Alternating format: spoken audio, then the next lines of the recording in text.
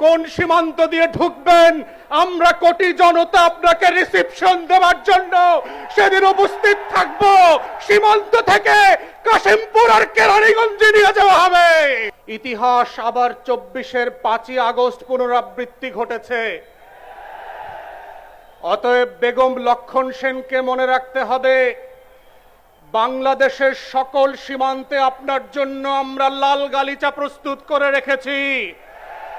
বাংলাদেশের সকল ফুলের বাগান থেকে আপনার জন্য ফুলের মালা রেডি করে রাখা হয়েছে। শুভেন্দু অধিকারী আর দিলীপ ঘোষের নেতৃত্বে কোন সীমান্ত দিয়ে ঢুকবেন, আমরা কোটি জনতা আপনাকে রিসিপশন দেওয়ার জন্য সেদিন উপস্থিত থাকব এবং সরাসরি সীমান্ত থেকে কাশিমপুর আর কেরানীগঞ্জে নিয়ে যাওয়া হবে।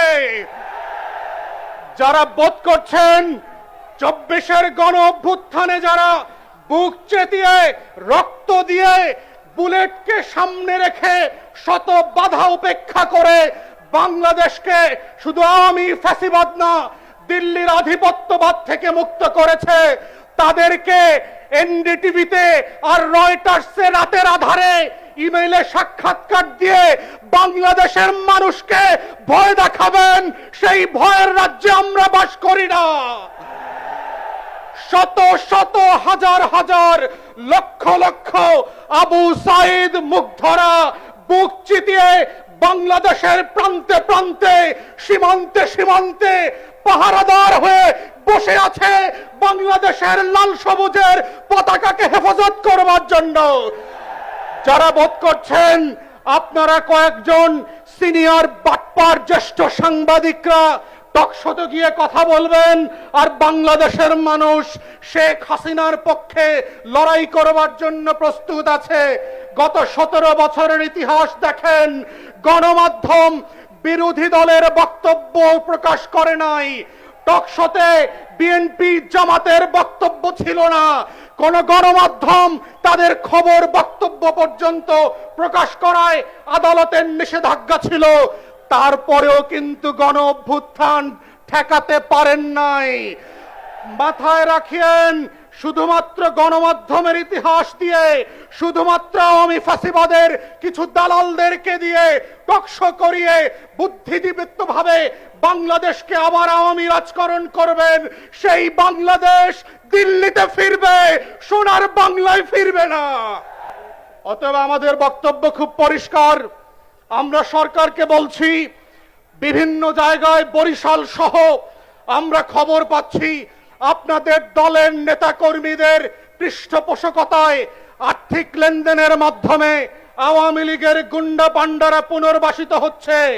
পাড়ায় পাড়ায় মহল্লায় মহল্লায় আওয়ামী লীগের পরিচিত সন্ত্রাসী ক্যাডাররা হেলমেট বাহিনীরা আবার ফিরছে, তাদের সাথে একসাথে মিলেমিশে বরিশালে মাদকের ব্যবসা করছেন। আমরা কিন্তু সবকিছু জানি। প্রশাসনকে বলছি, সরকারকে বলছি, আওয়ামী লীগকে পুনর্বাসনের ইতিহাস ভালো হয় নাই। আপনার বাবার ইতিহাস থেকে শেখেন, আপনার মায়ের ইতিহাস থেকে শেখেন, ওয়ান ইলেভেনের ইতিহাস থেকে শেখেন। এই দজ্জালকে যদি পুনর্বাসনের চেষ্টা করেন, দজ্জাল পুনর্বাসিত হবে না, আপনারা নির্বাসিত হয়ে যাবেন। অতএব আমরা বলছি, এখানে আজকে 11 দলের ঐক্যের শীর্ষ নেতা, সংসদের বিরোধী দলীয় নেতাকে আহ্বান করছি, দয়া করে সংসদে বিল উত্থাপন করেন। 11 দলের পক্ষ থেকে জুলাই গণ অভ্যুত্থানকে নিয়ে যারা তালবাহানা করছে, জুলাই গণ অভ্যুত্থানকে প্রতিদিন গণমাধ্যমে টকশোতে বিভিন্ন নাটক সিনেমায় কিভাবে করে উপস্থাপন করছে, ফেসবুকে অনলাইনে ছোট করছে, শত শত হাজার হাজার শহীদ আহত যোদ্ধাদেরকে জীবন নিয়ে খেলাবেলা করছে, তাদের বন্ধ করবার জন্য আইন করে অবিলম্বে এই লোকগুলোকে আইনের আওতায় আনেন, ফৌজদারি বিচারের মুখোমুখি করেন। তা না হলে রাস্তার জনগণ যেদিন এই ধরনের বাটপার আওয়ামী বিটিমের বুদ্ধিজীবীদেরকে রুখে দাঁড়াবে, সেদিন মব জাস্টিসের কথা আপনারা বলতে পারবেন না। ঠিক একইভাবে 2 বছর পেরিয়ে গেছে, এখনো শহীদদের তালিকা হয় নাই, এখনো আহত প্রতিবন্ধী যোদ্ধাদের তালিকা হয় নাই, তাদের পুনর্বাসন করা হচ্ছে না। যাদের যেই সংগঠনে জুলাই স্মৃতি ফাউন্ডেশনের উপরে দায়িত্ব ছিল তাদের পুনর্বাসন করবার। সেই জুলাই স্মৃতি শহীদ ফাউন্ডেশন গত 5 মাস ধরে বেতন পাচ্ছে না। এগুলো হচ্ছে সরকারি দলের গণ অভ্যুত্থান নিয়ে টাউটামি করার ইতিহাস। আমরা আপনাদেরকে বলছি, অবিলম্বে এই পুনর্বাসন করবার জন্য যেই টাকা বরাদ্দ দেওয়ার কথা ছিল তাদেরকে সেই বরাদ্দ দিতে হবে।